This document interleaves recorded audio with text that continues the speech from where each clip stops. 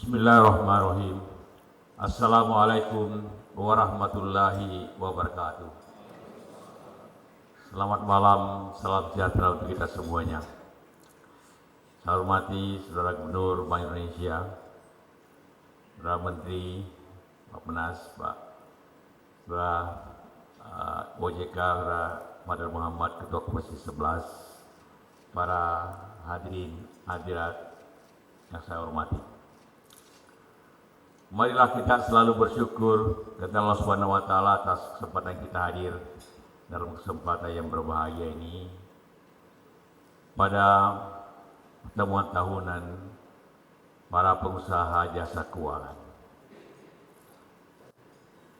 Apabila saya berdiri di depan Anda semua, saya berdiri para saudara-saudara yang banyak menentukan maju mundurnya negeri ini dan tentu bagaimana berkembangnya negeri ini.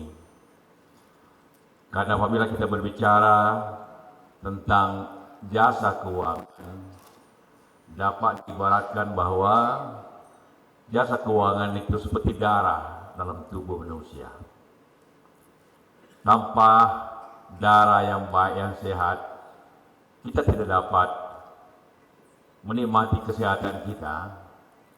Begitu pula tanpa jasa keuangan yang baik, bangsa pun tidak akan berjalan dengan baik. Sehingga sebagaimana darah dapat diukur, kesehatan, kemajuan kita hanya dengan setitik darah. Darah kita ketinggian salah, kerendahan juga salah. Berlebih salah, kurang pun salah. Semua dapat diukur, karena itulah perlu ada keseimbangan dan harmonisasi. Begitulah kira-kira jasa keuangan. Menentukan derap langkahnya negeri ini sangat ditentukan oleh sehat atau sakitnya masalah keuangan kita semuanya. Karena itulah kita harus menjaga bagaimana jasa keuangan kita berjalan sebaik-baiknya untuk mendukung kemajuan bangsa. Sama dengan darah, tapi tujuan kita bukan tentang darah. Tujuan kita ialah kesehatan secara keseluruhan bangsa ini. Darah penting, tapi yang sangat lebih penting lagi keseluruhan tubuh kita, bangsa ini. Karena itulah maka bagaimana jasa keuangan dapat memberikan kepada kita sesuatu pertumbuhan yang baik, kesehatan yang baik, dan juga tentu harmonisasi dalam diri dan bangsa secara keseluruhan. Dan itulah saya mengharapkan kita hadir di sini untuk itu, melihat bangsa ini secara keseluruhan. Karena apabila bangsa ini sehat, maka Anda juga pasti lebih sehat. Tapi apabila juga Anda tidak mengalami kesehatan, pasti bangsa juga akan mengalami masalah. Karena itulah maka mari kita bekerja bersama-sama untuk itu. Suatu kerjasama antara pemerintah dan dunia bisnis. Suatu mix ekonomi, adapted mix ekonomi. Dan hanya dapat kita tumbuh secara bersama-sama. Memang zaman sekarang adalah satu zaman kerjasama. Kita meninggalkan suatu kondisi di mana semua orang bebas dan kita limpahkan masalahnya kepada kemampuan pasar. Bukan lagi masalahnya itu. Masalahnya adalah bagaimana bekerja bersama-sama untuk kemajuan bersama. Kita tentu tadi dari Ketua OJK telah menggambarkan situasi ekonomi kita dan situasi ekonomi dunia ini. Banyak masalah di dunia ini, banyak tantangan, tapi di lain pihak tentu disitulah kesempatannya.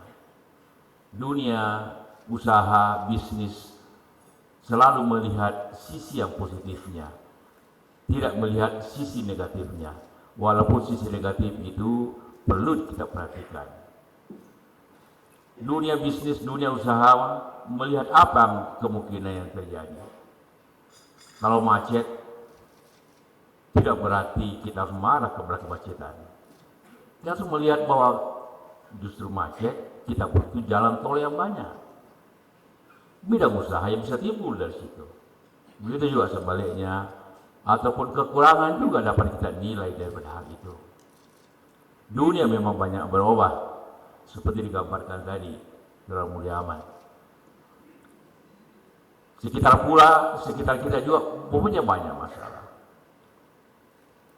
Cina bermasalah, Korea, Jepang juga ada pelambatan, Eropa ada pelambatan, Amerika juga ada pelambatan walaupun mulai ada perbaikan-perbaikan. BRICS yang dulu selalu menjadi andalan kemajuan dunia, semua sekarang hampir semuanya menjadi bahagian daripada masalah besar di ekonomi masing-masing. Brazil fall yang kita lihat judul di Ekonomis yang terakhir.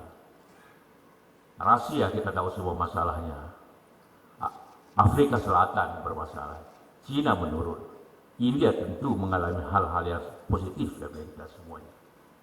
Kita belajar daripada situ bahwa kita butuhkan suatu pertumbuhan yang baik untuk menghadapi masa-masa yang baik. Kita tidak ingin seperti itu. Kita juga punya banyak pengalaman tentang masalah keuangan pada masa lalu. Bagaimana tahun 18 tahun yang lalu kita mengalami masalah yang besar yang sampai sekarang masih dirasakan oleh keuangan kita. DPR tiap tahun harus memutuskan berapa ratus miliar, berapa puluh miliar ditanggung untuk membayar segala beban-beban masa lalu akibat krisis keuangan yang terjadi di sisi moneter.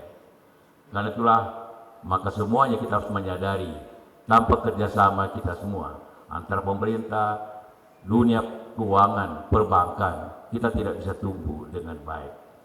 Marilah kita lihat kerjasama ke depan untuk bangsa kita yang lebih baik lagi. Saya yakin tadi pagi Bapak Presiden telah banyak menyampaikan kepada Anda semua, saudara semua, hal-hal kebijakan umum ekonomi bangsa ini yang harus kita rasakan bersama-sama. Karena kondisi sekarang tentu berbeda dengan masa lalu. Persaingan antara ASEAN dan kerjasama sambil bersaing dengan ASEAN. Karena NIA itu adalah persaingan dalam kerjasama atau kerjasama dalam persaingan. Tapi yang selalu yang menang ialah yang efisien. Begitu juga dunia yang berubah seperti yang saya gambarkan tadi. Karena itulah kita tidak bisa menggantungkan ekonomi kita sendiri kepada orang lain pada dewasa ini. Karena semua juga mempunyai masalah internal yang harus diatasinya masing-masing. Karena itulah dalam beberapa kesempatan saya katakan, pada masanya lah kekuatan dalam bangsa ini harus kita keluarkan. Sama dalam persilatan, apabila mengalami saat sulit maka tenaga dalam lah yang kita harus pergunakan. Kita bersyukur kita mempunyai kekuatan dalam yang lebih baik dibanding banyak negara. Kita mempunyai pasar yang kuat dengan penduduk yang besar, sekaligus tenaga kerja yang besar. Kita mempunyai kekayaan yang selalu kita banggakan, walaupun kadang-kadang kita tidak bisa nikmati dengan baik. Kita mempunyai tenaga-tenaga muda, kita mempunyai Anda semua yang punya kemampuan untuk itu. Namun pada akhirnya adalah suatu upaya bersama yang kita harus tumbuhkan. Kita juga mengetahui kondisi internal kita, ekonomi kita. Kita maju dalam pertumbuhan yang lebih rendah dibanding sebelumnya. Pertumbuhan yang rendah artinya kita tidak bisa menyerap seluruh generasi muda yang ingin mempunyai pekerjaan.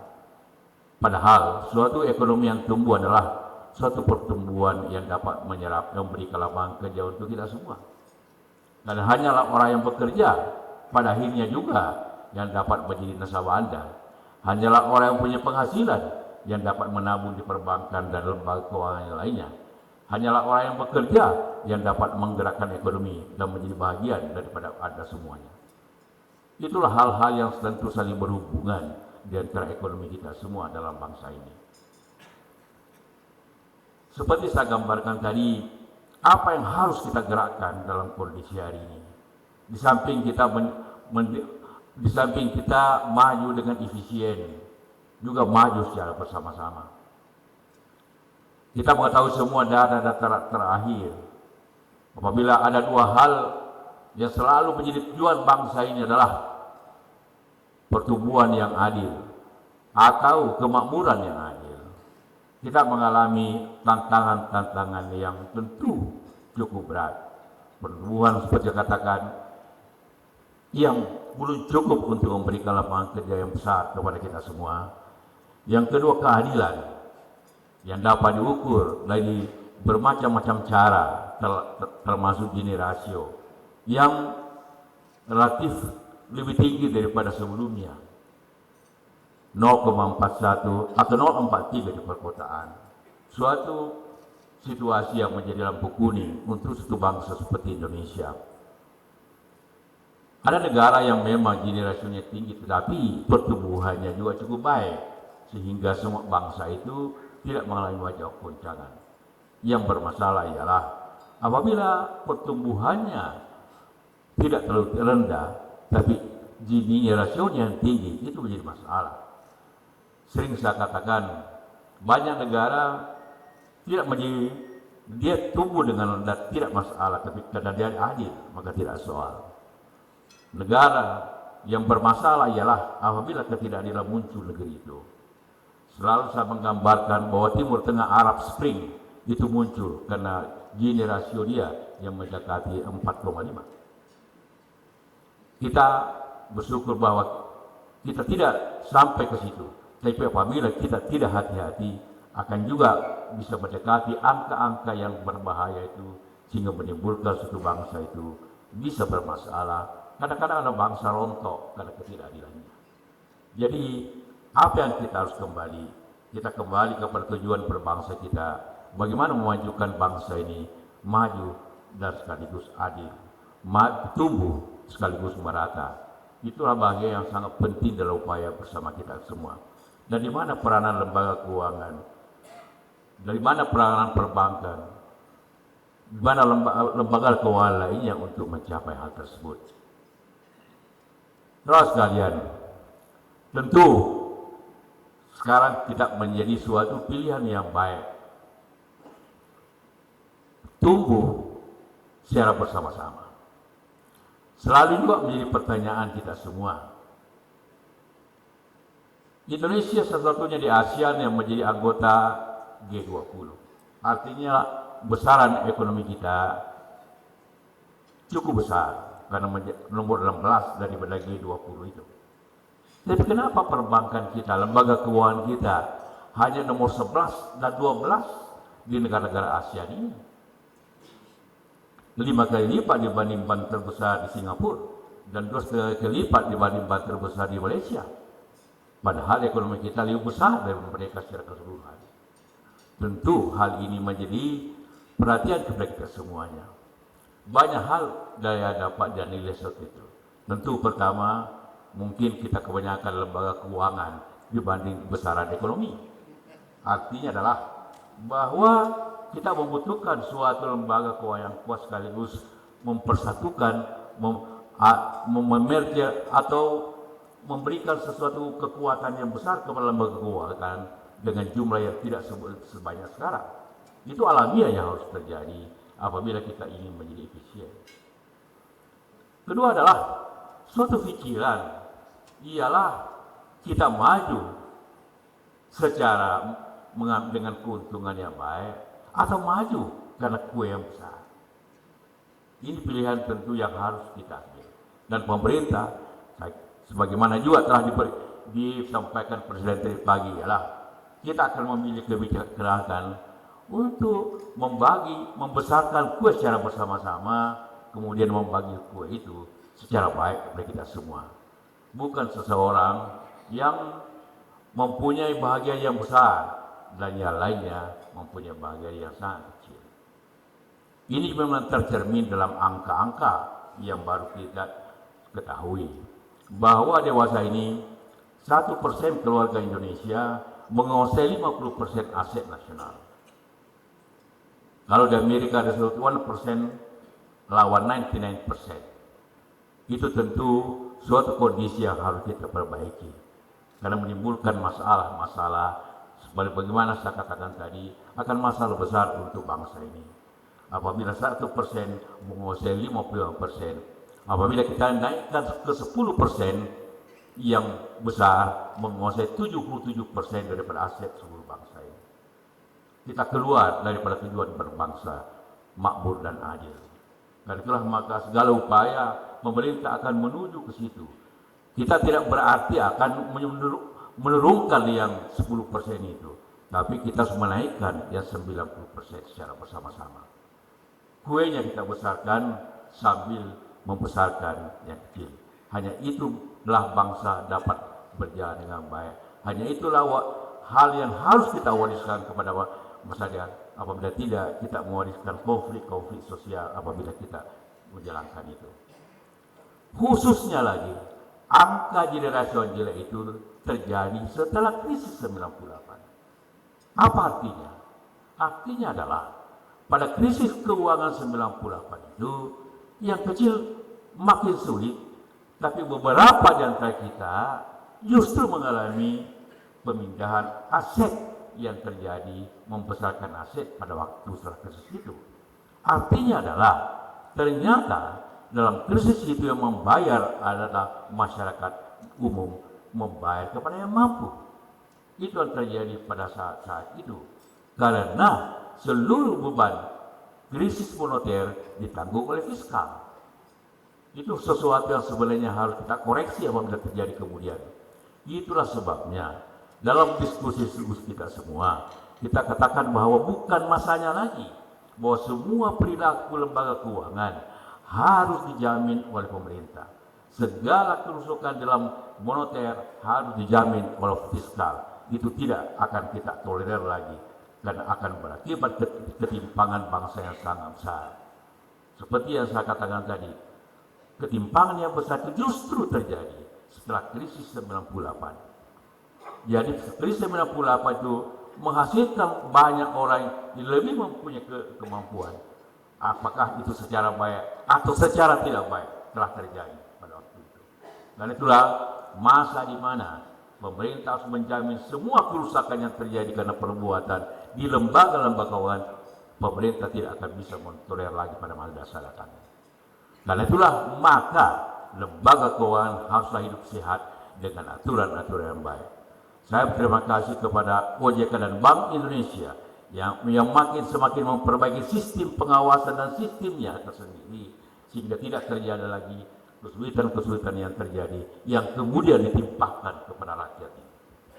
Itulah kebijakan umum yang harus dijalankan dan harus Anda ketahui supaya kita dapat hidup sehat untuk kita semua. Artinya adalah janganlah apabila kita kembali perumpamaan darah, tidak semua kekurangan darah harus kita panggil orang-orang kecil untuk mengadakan transfusi darah kepada siapa yang sulit. Masing-masing menjaga kesehatannya dan bertanggung jawab apa yang dilakukannya. Itulah suatu prinsip pokok yang kita harus laksanakan. Saya tadi baru bicara dengan Ketua Komisi 11 bahwa kita akan menyusun undang-undang seperti itu. Masing-masing bertanggung jawab kepada apa yang telah dibuatnya, dan pemerintah tentu akan mengawasi apa yang dilakukannya. Jangan lagi mengharapkan Anda merusak lembaga masing-masing dan meminta pemerintah untuk menjamin apa yang Anda buat. Kita tidak ingin lagi ada bailout, yang ada buy-in masing-masing pihak untuk menjaga kesehatan masing-masing. Itulah satu kebijakan dalam hal menghadapi masa-masa sulit. Karena memang di dalam apapun terjadi masa-masa yang baik dan masa-masa sulit. Kita tidak mengharapkan masa sulit, tapi apabila terjadi masa sulit, semua harus bertanggung jawab apa yang telah dibuatnya. Tuhan pun juga berkata begitu. Anda bertanggung jawab apa yang Anda lakukan. Bukan yang bertanggung, Anda membuat sesuatu, orang lain yang bertanggung jawab. Bukan rakyat kecil bertanggung jawab. Itu tentu yang kita harapkan kepada itu. Itu tentang suatu akibat apabila terjadi. Yang kedua adalah bagaimana memberikan efisiensi dan memajukan negeri ini.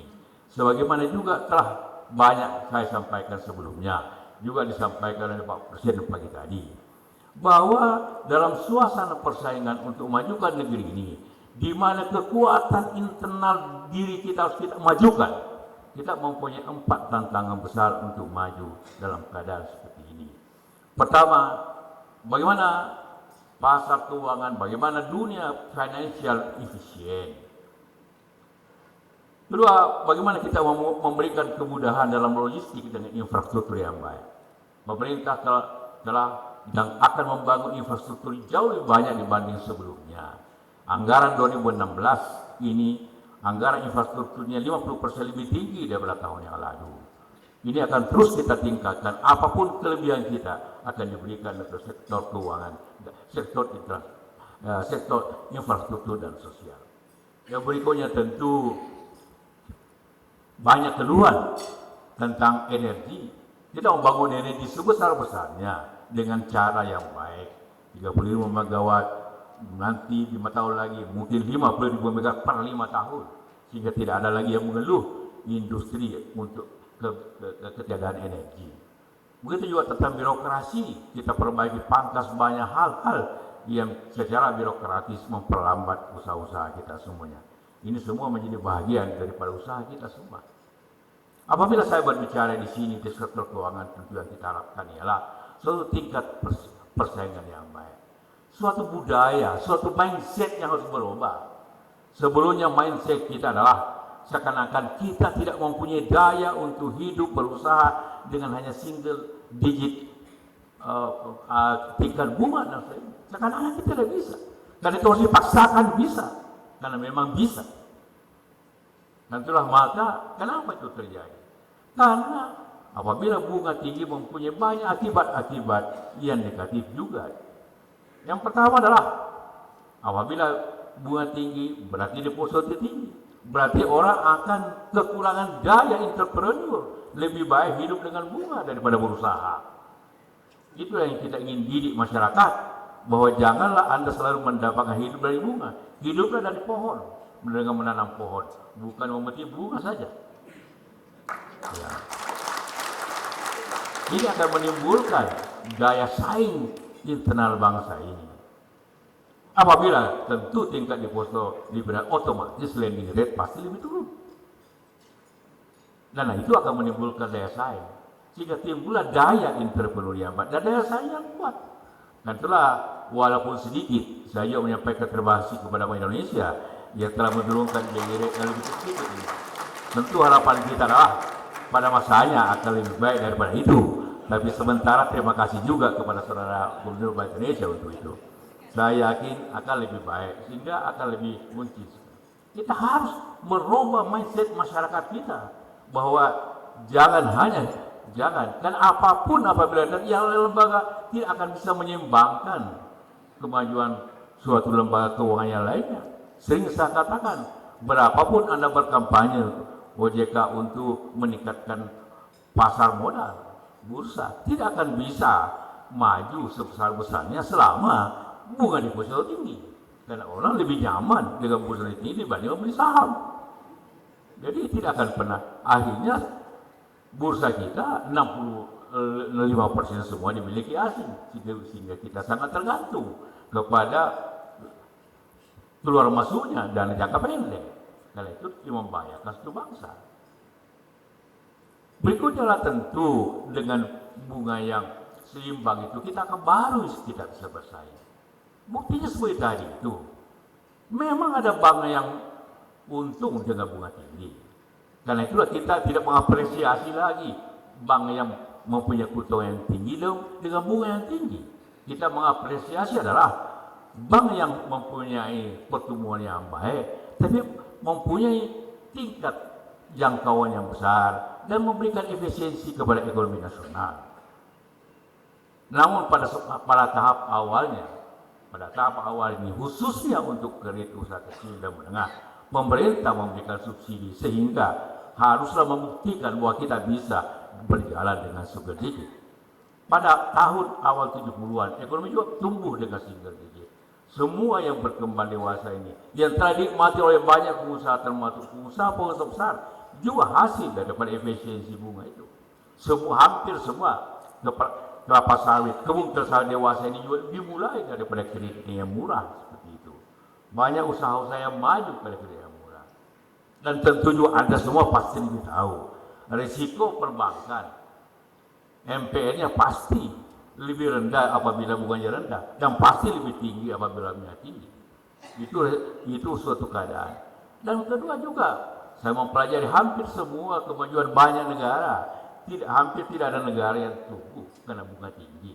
Karena semuanya lah bunga tumbuh dengan upaya, kerja keras. Bukan dengan upaya hanya menunggu tiap bulan pergi ke bank untuk menarik bunganya. Tentu banyak pertanyaan. Kalau begitu bagaimana bank bisa hidup? Bagaimana tabungan punya modal? Bagaimana orang berdeposito? Iya. Mau diapakan rupiah? Rupiah tidak kemana-mana. Sering saya katakan, bunga tinggi itu karena persaingan. Ingin berebut bunganya, bukan karena rupiah. Karena bunga berapa persen pun rupiah tetap di Indonesia. Hanya pindah bank saja. Jadi tidaklah benar bahwa kalau bunga rendah, maka rupiah sulit nanti didapat. Di pasar tidak sama sekali. Zaman di mana orang menyimpan rupiahnya di bawah bantal sudah lewat. Tidak ada lagi orang berani.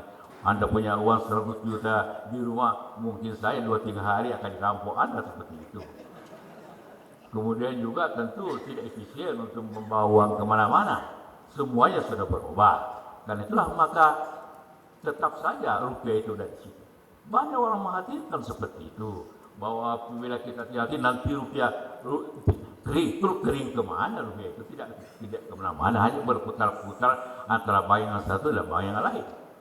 Banyak yang dipercaya dan banyak yang tidak dipercaya. Hanya itu masalahnya saja. Karena survival dari suatu bank ialah kepercayaan daripada deposannya. Jadi Anda semua berada di tingkat kepercayaan dan deposan yang ada. Karena itulah pada masa datang yang kita harapkan ialah perbankan, lembaga keuangan ialah maju karena kepercayaan, bukan karena suatu tingkat bunga yang tinggi. Karena itu akan tidak memajukan bangsa ini secara keseluruhan. Itu hal yang kedua dalam kebijakan pemerintah tadi saya katakan tadi, bahwa kita harus efisien dan seperti itu. Kita sudah berbicara panjang dengan Bank Indonesia, terima kasih, dan OJK dan siapapun lembaga-lembaga untuk menjalankan suatu mindset seperti itu. Bangsa harus tinggi ke tingkat kemampuannya untuk berusaha, bukan tingkat kemampuannya untuk menyimpan uang saja. Dan itulah nanti akan membesarkan bangsa ini. Tidak ada bangsa yang besar tanpa spirit untuk maju seperti itu. Dan itulah maka tentu saya harapkan bahwa dengan kerja keras Anda semua, dengan suatu kerjasama yang baik antara pemerintah dan dunia usaha, dan suatu tingkat keamanan yang baik bangsa ini. Kita bersyukur negeri ini berbeda dengan negara-negara lain, bahwa tingkat stabilitas kita jauh lebih baik dibanding negara lain, baik politik dan keamanan. Dapat dibuktikan kemarin apabila kita bandingkan dengan banyak negara lain, apabila ada bom, ada teror, berhari-hari menjadi masalah. Dan kita bersyukur walaupun ada korban, kita bersedih dalam 3 jam semuanya selesai. Tidak ada negara yang seperti ini. Karena kita mempunyai suatu terima kasih kepada keamanan kita. Itu tingkat stabilitas kita semua. Tadi saya ditanya banyak orang wartawan, kenapa kemarin pada saat ada teror, masyarakat tetap berkumpul di jalan walaupun di depannya ada tembak-menembak.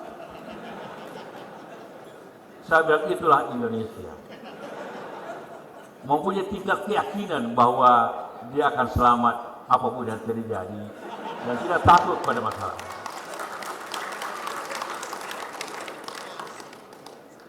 Coba lihat di banyak kejadian apabila ada bom, orang pada berlarian.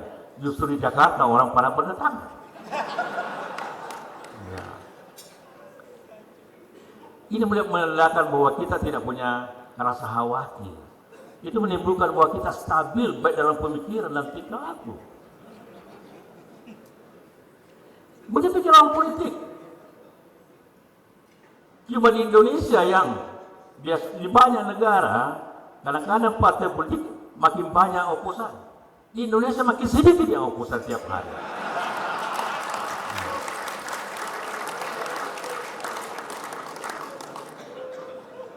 Itu artinya adalah terjadi stabilitas di politik dan sosial ini.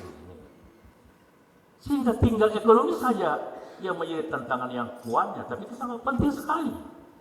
Tetapi masalah politik dan ekonomi, masalah politik dan sosial akan bermasalah apabila ekonomi kita menjadi rusak.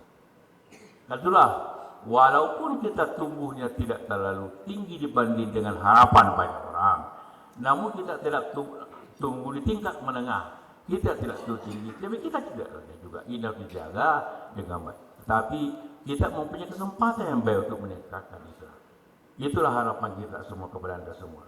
Sebagai darah daripada seluruh ekonomi bangsa ini, bahwa kesehatan ditentukan oleh perilaku kita semua dan cara kita semuanya. Seperti saya ingin ulangi, darah tinggi bermasalah, darah rendah masalah, inflasi sulit bermasalah, deflasi juga masalah. Karena itu inflasi di 3% adalah angka pas untuk meningkatkan stabilitas. Nah itu bukan yang lebih turun, juga stabilitas yang baik untuk kita semuanya. Jadi, karena itulah maka saya tentu minta OJK memberikan pengawasan dalam Bank Indonesia, bahwa janganlah, saya berterima kasih kepada para usaha-usaha baik datang dari luar yang berinvestasi di Indonesia dalam bidang keuangan. Tapi janganlah berpikir kita balik bekerja sama, tapi jangan juga terlalu banyak mengeluh tentang negeri ini. Dengan 2% ambil dari luar, bunganya 3%, di Indonesia Anda jual 20%. Bukan membantu, tapi mengeluh gitu. Dan itulah kita mengharapkan semuanya biar dalam negeri seperti itu. Mari kita menjaga bangsa ini. Karena bangsa yang baiklah menjadi lahan usaha Anda semua. Bangsa yang punya uanglah yang menjadi dasar daripada kemajuan perbankan, bukan sebaliknya. Dan itulah maka awal tahun ini kita tekad bersama untuk maju bersama-sama, maju pertumbuhannya, mengurangi kesenjangannya, dan juga menimbulkan ekonomi masyarakat secara baik dan menimbulkan suatu harapan masa depan yang baik negeri ini. Saya yakin kita mempunyai banyak kelebihan dibanding negara lain. Kita yakin juga bank di Indonesia bukan hanya selalu bertengger di antara 11-12 di bawah Singapura, Malaysia, dan Thailand, tapi harus juga menjadi bank yang baik. Tidak perlu kita gabung. Kalau tidak gabung itu bukan upaya keras namanya, itu hanya masalah administrasi namanya untuk membesarkan bank. Kita ingin maju karena usaha keras, kita ingin maju karena prestasi, bukan karena administrasi. Itulah maka tentu harapan kita semua untuk seperti itu, membesarkan bangsa, membesarkan ekonomi kita secara bersama-sama. Saya percaya itu dapat dilakukan apabila kita menjalankan suatu upaya bersama-sama, kerjasama yang erat antara pemerintah dengan para dunia bisnis, antara seluruh masyarakat kita semua. Dan itulah tujuan kita, maju secara bersama-sama, makmur dan adil secara bersama-sama, maju dan dinikmati kemajuan itu ya kita semuanya. Terima kasih atas perhatian Anda. Selamat. Wassalamualaikum warahmatullahi wabarakatuh.